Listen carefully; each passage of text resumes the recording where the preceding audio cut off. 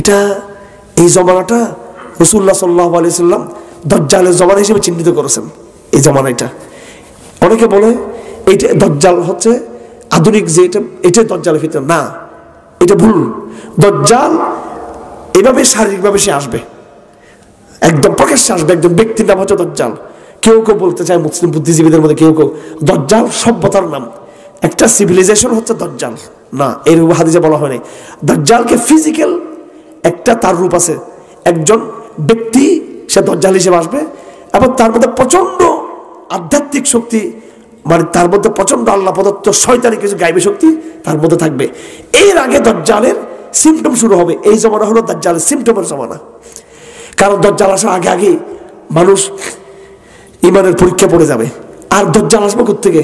হিন্দু বংশ থেকে, বুদ্ধ থেকে, খ্রিস্টান থেকে, কোত্থেকে আসবে দাজ্জাল? মুসলমানদের ভিতর থেকে আসবে, ইহুদিদের ভিতর থেকে। দাজ্জাল কোত্থেকে আসবে? যদি এবার আসেন একটা থেকে একটা কথা বোঝার চেষ্টা করি। দাজ্জাল ইহুদিদের ভিতর থেকে আসবে। আর এই আধুনিক সভ্যতার জন্ম দিছে কারা? ইহুদিরা জন্ম দিছে। এটা বুঝে নেবার চেষ্টা করি। কেমনে জন্ম দিছে? মানে এই যে আধুনিক জমানায় বিজ্ঞান আসছে, সব বিজ্ঞান ইহুদিরা আবিষ্কার করে নাই। আধুনিক জমানায় দার্শনিকদের জন্ম হয়েছে অনেকের, এসব দার্শনিককে ইহুদিরা জন্ম দেয় নাই। আধুনিক জমানায় অনেক লেখকদের জন্ম হয়েছে, সব লেখকদেরকে ইহুদিরা জন্ম দেয় নাই। এরা ইহুদি ঘর থেকে আসে নাই। কিন্তু ইহুদিরা যেটা করেছে, এক একটা মতবাদ দুনিয়াতে আসে, আর ইহুদিরা মানুষকে নাস্তিক বানানোর জন্য ওই মতবাদটাকে তারা ইউটিলাইজ করে। তারা বুঝছেন? আপনি এই গ্যালিলিও, ডারউইন, এইভাবে আপনার এই যে আইজাক নিউটন, তারপরে এই যে মেকিয়াভেলি, এরা তো সবাই ইহুদি ছিল তা না। এরা সবাই ইহুদি ছিল তা না। এরা দুনিয়াতে আসছে, ওরা একটা মতবাদ দিয়ে গেছে।